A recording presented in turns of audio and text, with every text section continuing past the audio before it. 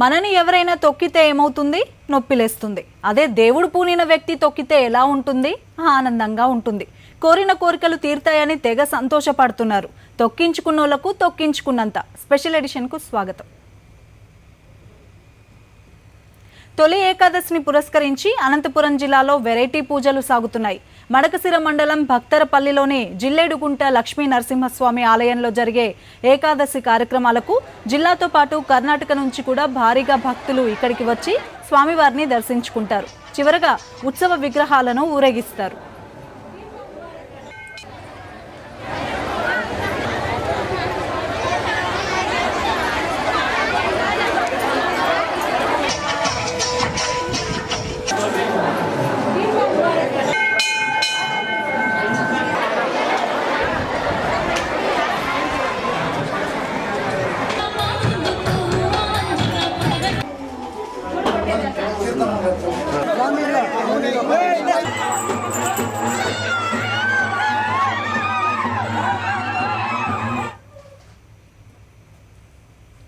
లక్ష్మీ నరసింహస్వామి ఆలయంలో పూజల తర్వాత అసలు కథ మొదలవుతుంది.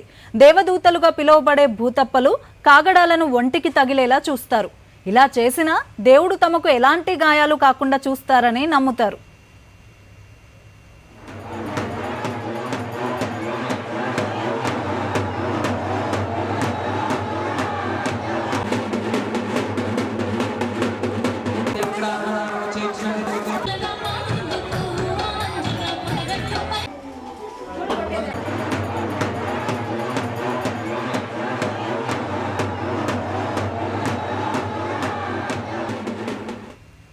ఇక ఆలయంలో పూజల తర్వాత ఊరేగింపుతో చివరి అంకానికి చేరుతాయి తొలి ఏకాదశి కార్యక్రమాలు.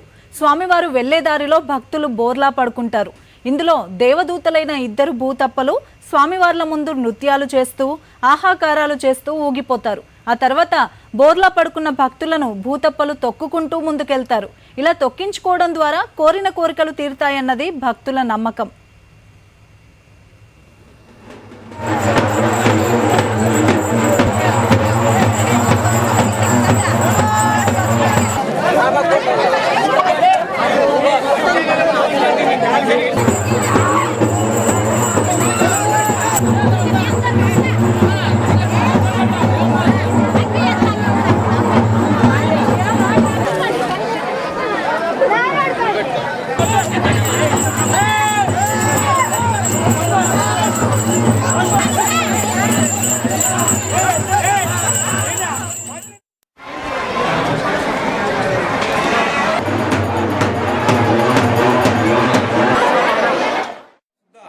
తొలి ఏకాదశి పురస్కరించుకొని ఈరోజు భూతప్పల ఉత్సవం అత్యంత వైభవంగా మినీ జాతర ఏర్పాటు చేయడం జరిగింది.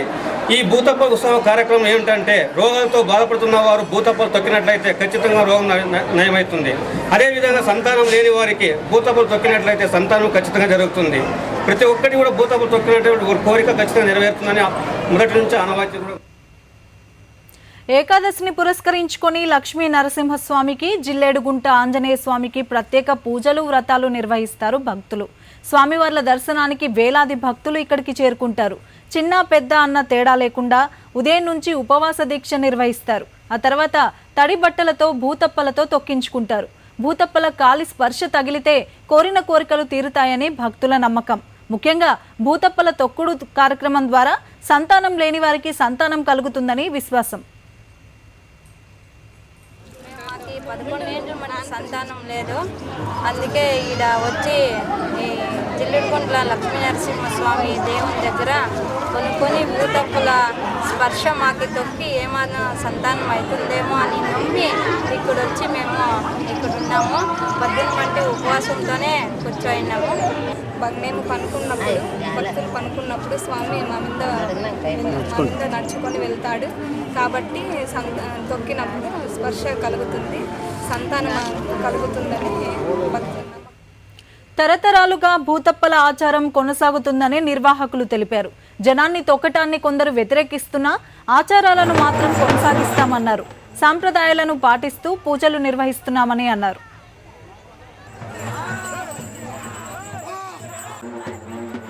కార్యక్రమాన్ని ఆనవాయితీగా ప్రతి సంవత్సరము డిసెంబరు మరియు ఆషాఢ శుద్ధ ఏకాదశి రోజు ఖచ్చితంగా జరుగుతుంది. ఆనవాయితీ మొట్టమొదటి దేవాలయం ఉన్నప్పటి నుంచి చరిత్ర కలదు. అప్పటి నుంచి కూడా ఈ భూతప్పల ఉత్సవం జరుగుతుంది.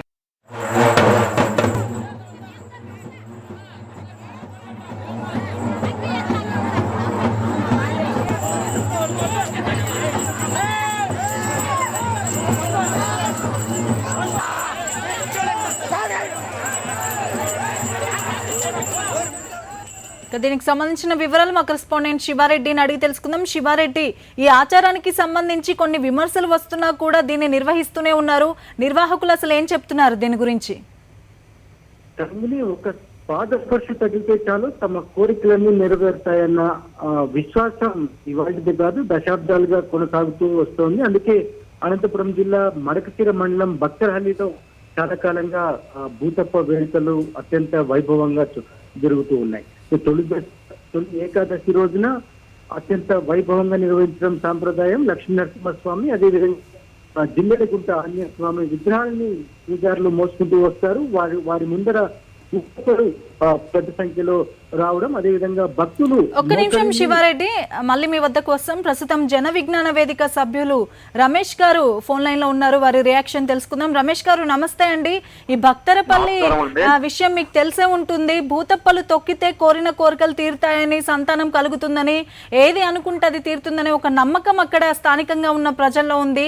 ఈ ఇష్యూకి సంబంధించి మీరేం చెప్తారు? అసలు ప్రజలలో శాస్త్రీయమైన ఆలోచన విధానాన్ని పెంపొందించకుండా చేయడానికి ఇలాంటి అశాస్త్రీయమైన పద్ధతులు వస్తా ఉన్నాయి. ముఖ్యంగా భక్తి అంటే ఏదో ఆధ్యాత్మికత గురించి ఆలోచించడం వేరు, కానీ ఇలాంటి మూఢభక్తిని ప్రమోట్ చేయడం లేదా భక్తి పేరుతో ఇలాంటి అనాగరిక చర్యలు చేపట్టడం అనేది సరైనది కాదు. ఎందుకంటే మీరు ఏది మాట్లాడినా పిల్లలు పుట్టాలంటే ప్రతి ఒక్క జీవికి ఒక రకమైన ప్రత్యుత్పత్తి వ్యవస్థ ఉంటుంది. దాని కారణంగానే జీవులు పుట్టడం జరుగుతుంది. తొక్కితేనో, లేకపోతే పసరు పోస్తేనో, లేకపోతే వాతలు పెడితేనో, ఇంకోటేదో పెడితే అనే పిల్లలు పుట్టడము అనేది జరగదు. మీరు ఎన్ని మంత్రాలు చదివినా, ఎన్ని యజ్ఞాలు యాగాలు చేస్తే పిల్లలు పుట్టారు. పిల్లలు పుట్టాలంటే దానికి ఒక ప్రత్యుత్పత్తి, ఒక పద్ధతి, ఒక విధానం ఉంటుంది. ఆ విధానంలోనే అది జరుగుతుంది. అది కాకుండా వేరే ఉండదు.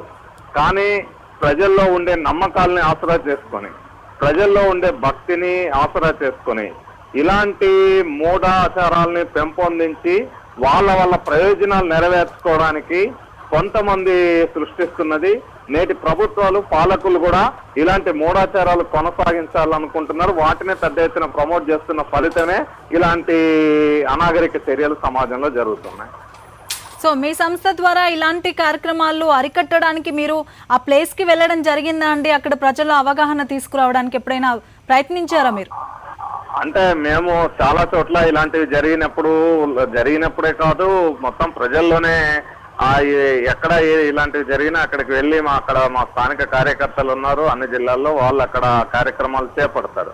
అయితే జరిగినప్పుడే కాకుండా మేము సహజంగానే చిన్నపిల్లలు కానీ పెద్దవాళ్ళకి కానీ అసలు శాస్త్రీయమైన ఆలోచన అంటే ఏమిటి, ఇలాంటి అనాగరిక చర్యలు చేపట్టకుండా మనిషి ఏ రకంగా జీవించాలి, ఏ విధమైన హేతుబద్ధమైన పద్ధతులు మనల్ని ఆదిమ మానవుల కాలం నుంచి ఈరోజు విశ్వాంతరాల రహస్యాలను ఛేదించి ఒక ఆధునిక మానవులుగా తీర్చిదిద్దిన ఆ హేతుబద్ధ జీవన విధానం ఏదైతే ఉందో, ఆ శాస్త్రీయమైన పద్ధతి ఏదైతే ఉందో అది ప్రజలకి అర్థమయ్యేటట్టు చెప్పడము, దానిలో భాగంగానే వాళ్ళకి అక్షరాస్యత, ఇతర సైన్స్ కు సంబంధించిన అంశాల మీద అవగాహన కలగజేయడము, వాటి ద్వారా ఈ మూఢభక్తి నుంచి లేదా ఈ అనాగరిక చర్యల నుంచి ప్రజల్ని మనం చైతన్యం చేయగలం. కాబట్టి ఇలాంటి కార్యక్రమాలు నిరంతరం జన విజ్ఞాన వేదిక చేపడుతున్నాం. థ్యాంక్ యూ రమేష్ గారు. మళ్ళీ మనం శివారెడ్డి వద్దకు వెళ్దాం. శివారెడ్డి, మనం చూస్తున్నాం అనేక విమర్శలు వస్తున్నాయి. అయితే అక్కడ స్థానికంగా చదువుకున్న వాళ్ళు కూడా ఉంటారు. వాళ్ళు వీటిని ఎంకరేజ్ చేయడం మాత్రం నిజంగా ఆశ్చర్యంగా ఉంది. అసలు ఇది సాంప్రదాయంగా వస్తుంది అన్న నిర్వాహకులు చెప్తున్న పరిస్థితి. సో స్థానికంగా ఉన్న వాళ్ళు ఏ విధంగా చూస్తున్నారు దీన్ని? తరంగిణి, జేవీవి వంటి సంస్థలు మూఢ విశ్వాసాలని కొట్టిపారేస్తున్నప్పటికీ ఆంధ్ర కర్ణాటక సరిహద్దు ప్రాంతాల నుంచి భక్తుల సంఖ్య భక్తరపల్లికి ఏటేటా పెరుగుతూ వస్తోంది. ఎందుకంటే తమకు ఉద్యోగం కావాలన్నా, అనారోగ్య సమస్య నుంచి బయటపడాలన్నా, లేకపోతే ఇతరత్ర సమస్యలను తీర్చుకోవాలంటే ఖచ్చితంగా బత్తెనపల్లికి పోవాల్సిందే. భూతప్పల పాదస్పర్శ తగిలితేనే తమ కోరికలు నెరవేరుతాయి, తమ కష్టాలు తీరుతాయి. చాలా స్పష్టంగా ఆంధ్ర కర్ణాటక సరిహద్దు ప్రాంతాల ప్రజలు విశ్వాసం వ్యక్తం చేస్తున్నారు. ఇది ఇవాటిది కాదు, చాలా కాలం నుంచి వస్తూ ఉంది. అయితే కొంత అవేర్నెస్ కల్పిస్తే కొంతవరకు పరిస్థితుల్లో మార్పు వచ్చే అవకాశాలు కనిపిస్తూ ఉన్నాయి. సరే, థ్యాంక్ యూ శివారెడ్డి.